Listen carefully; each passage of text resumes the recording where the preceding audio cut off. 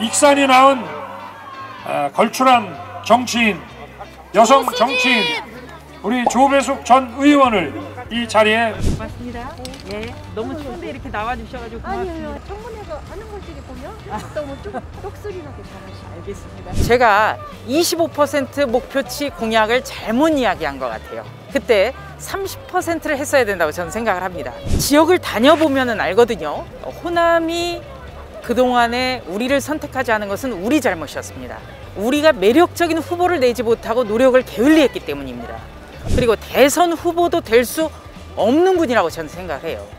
대통령이 당선돼서 해야 될 것은 바로 통합의 정치를 보여주는 것입니다. 지금 더불어민주당에서 그동안 호남을 정략적으로 이용해 먹고 또 활용해왔기 때문에 호남이 마치 외딴 섬처럼 돼 있어요. 오케이! 빠르게! 그럼 후보가 해야 좀 맛깔스럽게 날 것 같고요. 네. 안녕하십니까. 국민의힘 수석 최고위원, 서울 양천갑 당협위원장 국회의원 조수진입니다.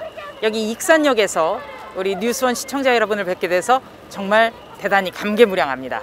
바로 제가 이곳 서 있는 곳이 제가 태어난 고향이기 때문입니다.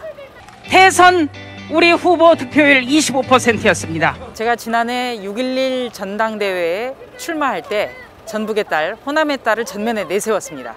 그래서 당시에 이야기했던, 공약했던, 약속했던 목표가 우리 당 대선 후보 득표율 25%였습니다. 25%의 득표율이라는 게 그다지 그렇게 뭐 꿈의 어떤 이루어질 수 없는 그런 수치가 아닌 것이요. 4명 중에 1명이 선택을 하면은 25%가 되는 것입니다.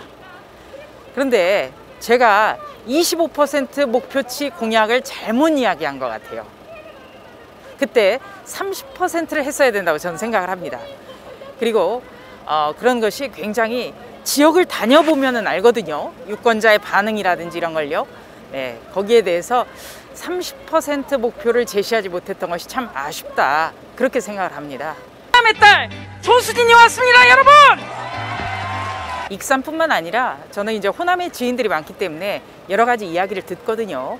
호남이 그동안에 우리를 선택하지 않은 것은 우리 잘못이었습니다. 그러니까 우리가 매력적인 후보를 내지 못하고 노력을 게을리했기 때문입니다. 호남은 항상 우리 정치를 선도해왔고 또 이 수도권 같은 경우에는 호남층이 많은 분들이에요. 그러니까 호남은 평야가 많기 때문에 수도권에 호남 출신의 출향민들이 굉장히 많거든요. 그래서 이 수도권의 표심과 호남의 표심이 크게 다르지 않다고 생각을 합니다.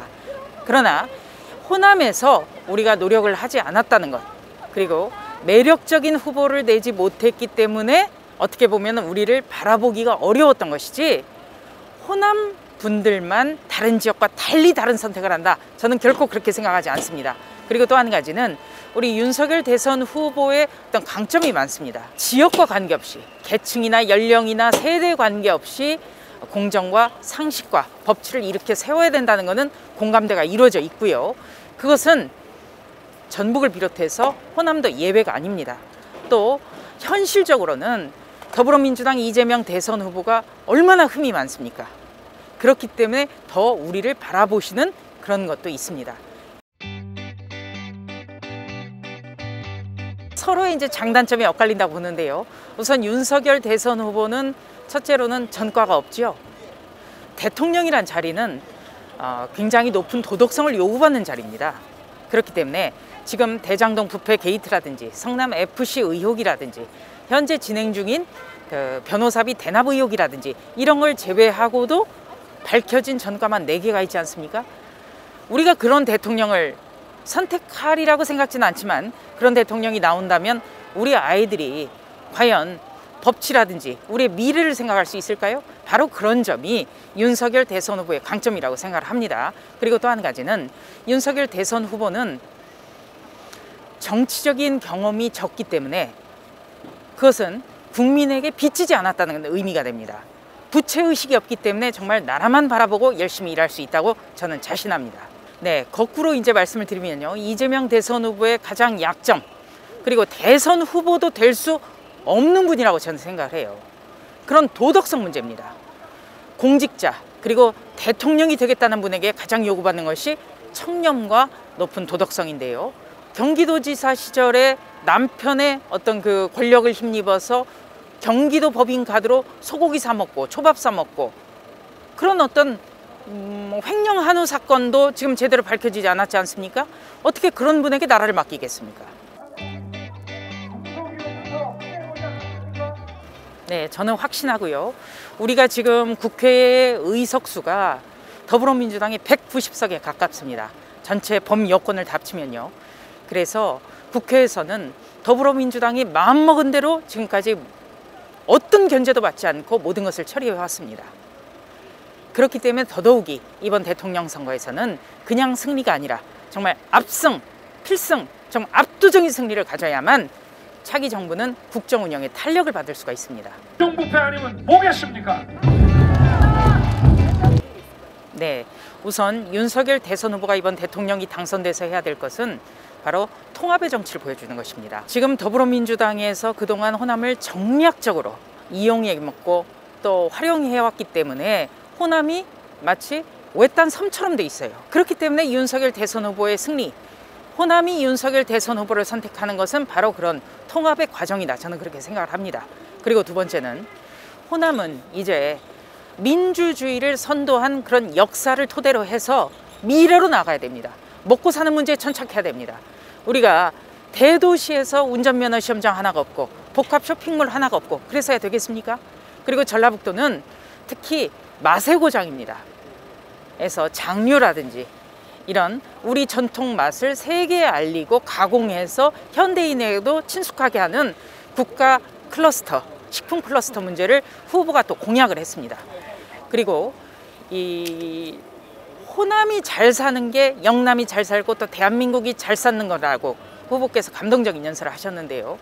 호남 같은 경우에는 전통적으로 농업을 기반으로 하고 평야가 있습니다. 그렇다면 그것을 군산항을 단장하고 또 군산의 조선소를 활성화시켜서 군산의 물류항으로서 중국에 우리의 산업을 수출할 수 있도록 먹고 사는 문제가 해결돼야 됩니다. 그래야 미래가 있고, 그래서 호남의 출향민들 매년 5만 명 이상씩 외지로 나가는데 그런 어떤 인구가 유출되는 것을 막고 스스로 재정 자립도가 높아지는 것, 그것이 바로 호남이 살 길이고 윤석열 대선 후보, 그리고 제가 바로 꿈꾸는 그런 호남입니다. 오케이, 빠르게. 그다음 후보가 해야 좀 맛깔스럽게 날 것 같고요. 네, 저는 여기 특히 호남의 딸로서 외치겠습니다. 전북의 힘, 호남의 힘, 윤석열의 힘으로 대한민국의 힘을 보여주시기 바랍니다. 고맙습니다. 고맙습니다. 네. 너무 추운데 이렇게 나와주셔가지고 고맙습니다. 아니에요. 네. 전공도 조금. 네, 고맙습니다. 네, 파이팅 고맙습니다. 하세요. 네. 항상 저 청문회가 하는 걸 되게 보면 너무 똑소리 나게 잘하시네요. 알겠습니다. 네. 예, 고맙습니다. 네, 조심히 잘나가세요. 예, 고맙습니다. 예, 그럼 다음에 뵙겠습니다. 서울에서 뵙겠습니다. 고맙습니다.